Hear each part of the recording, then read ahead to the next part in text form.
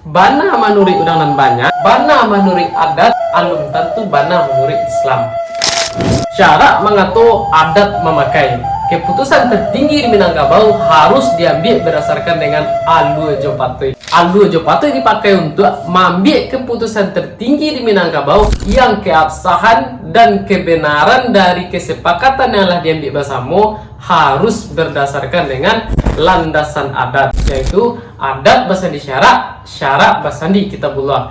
Syarak mengatur, adat memakai. Contohnya, kalau seandainya terjadi palakaro antara suku A dan suku B, atau kalah anak kemanakannya membuat masalah, yang pertama sekali menyelesaikan adalah mamak dari kedua belah pihak. Kok mamak? Karena di Minangko kemanakan barajo ke mamak, mamak barajo ke pangulu, pangulu barajo ke mufakai, mufakai barajo ke Alur Jopatui, Alur Jopatui barajo ke bana, bana barajo ke rajo bana, Al-Quran dan hadis Allah Subhanahu wa Ta'ala. Jadi masalahku akan diselesaikan pertama sekali dek mama. Bagi mama yang lain arif jo bijaksana, kalau seandainya kemanakannya melakukan kesalahan, inyo akan capek minta maaf. Kalau seandainya kemanakannya berutang, inyo akan capek membayar utang tuh sebagai bentuk pertanggungjawaban mama kepada kemanakan. Inyo akan tunjuk, inyo ajari kemanakannya biar tidak melakukan kesalahan yang sama di kemudian hari. Tapi tidak sadoi mama punya karakter yang arif dan bijaksana. Banyak mama tuh yang kareh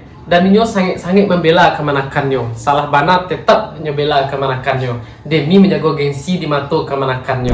Kalau seandainya masalah ko tidak ada titik terang, masalah ko akan dilanjutkan penyelesaiannya ke tingkat yang di atas, yaitu pangulu.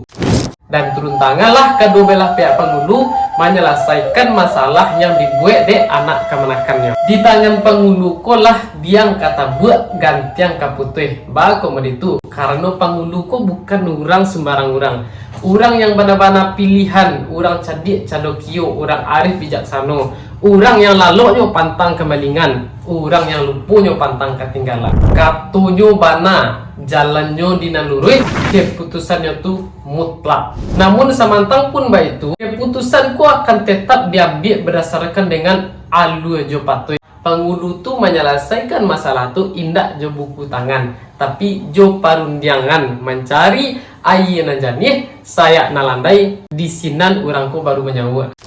Musyawarah kedua belah pihak pangulu ko dihadiri pihak-pihak terkait, pihak-pihak perangkatnya dan lain-lain, bisa jo diaduan rapat terbuka untuk menyelesaikan masalah ko. Dicarilah kato dan bana, kato yang tidak ada pembanding lain. Keputusan yang didapat di dalam rapat itu akan tetap dulu ditimbang. Cara menimbangnya, itu yang dikatakan dengan Alur Jopatui. Nah, keputusannya itu harus disetujui orang dan banyak dan disepakati kedua belah pihak. Nan salah bersedia minta maaf, dan bautang bersedia membayar. Kalau masalah kok bisa diselesaikan dengan cara kekeluargaan, akan diselesaikan dengan cara kekeluargaan. Tapi kalau disepakati harus ditingkatkan ke hukum ataupun harus diselesaikan dengan utang piutang, sebelum keputusan kok dipakaikan atau sebelum keputusan kok disahkan, harus ditimbang dulu berdasarkan dengan syariat.